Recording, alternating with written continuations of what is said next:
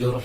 تتساءل أدواه ودماء تحضن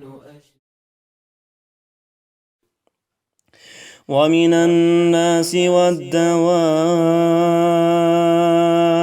والأنعام مختلف ألوانه كذلك إنما يخشى الله من عباده العلماء إن الله عزيز غفور إن الذين يتلون كتاب الله وأقاموا الصلاة وأنفقوا مما رزقناهم سرا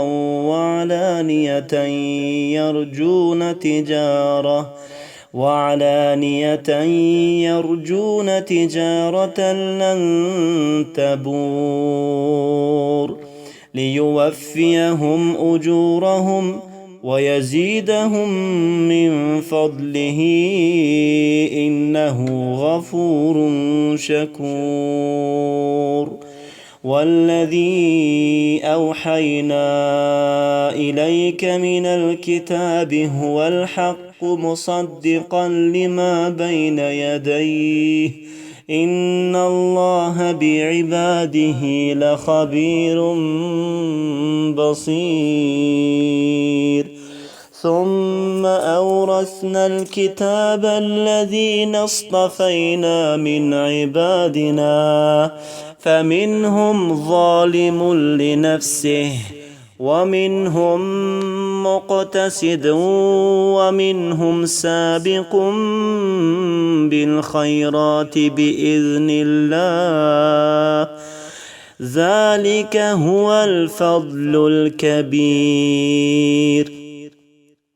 جنات عدن يدخلونها يحلون فيها من أساور من ذهب ولؤلؤا ولباسهم فيها حرير وقالوا الحمد لله الذي أذهب عنا الحزن إن ربنا لغفور شكور الذي أحلنا دار المقامة من فضله لا يمسنا فيها نصب ولا يمسنا فيها لغوب والذين كفروا لهم نار جهنم لا يقضى عليهم فيموتوا ولا يخفف عنهم من عذابها كذلك نجزي كل كفور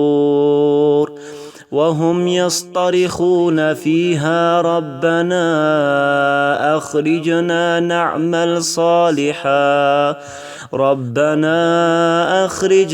نعمل صالحا غير الذي كنا نعمل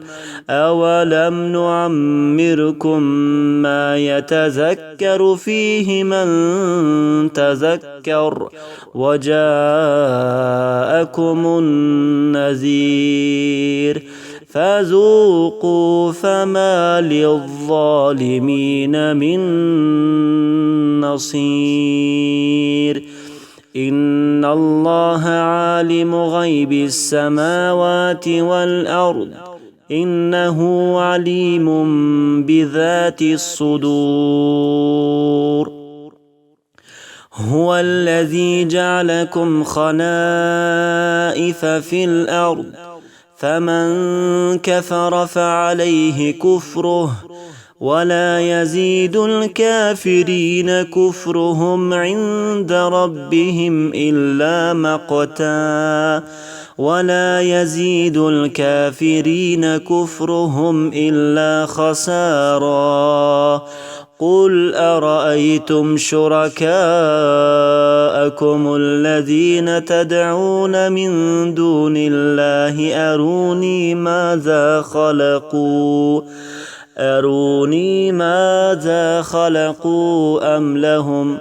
أروني ماذا خلقوا من الأرض أم لهم شرك في السماوات أم آتيناهم كتابا فهم على بينة منه بل إن يعد الظالمون بعضهم بعضا إلا غرورا إن الله يمسك السماوات والأرض أن تزولا ولئن زالتا إن أمسكهما من أحد من بعده إنه كان حليما غفورا وأقسموا بالله جهد أيمانهم لئن جاءهم نذير ليكونن أهدى من إحدى الأمم فلما جاءهم نذير ما زادهم إلا نفورا استكبارا في الأرض ومكر السيء ولا يحيق المكر السيء إلا بأهله فهل ينظرون إلا سنة الأولين فلن تجد لسنة الله تبديلا ولن تجد لسنة الله تحويلا أولم يسيروا في الأرض فينظروا كيف كان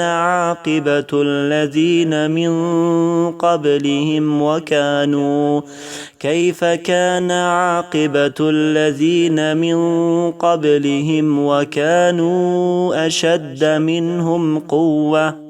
وما كان الله ليعجزه من شيء في السماوات ولا في الأرض إنه كان عليما قديرا ولو يؤاخذ الله الناس بما كسبوا ما ترك على ظهرها من دابة ولكن يؤخرهم إلى أجل مسمى فإذا جاء أجلهم فإن الله كان بعباده بصيرا.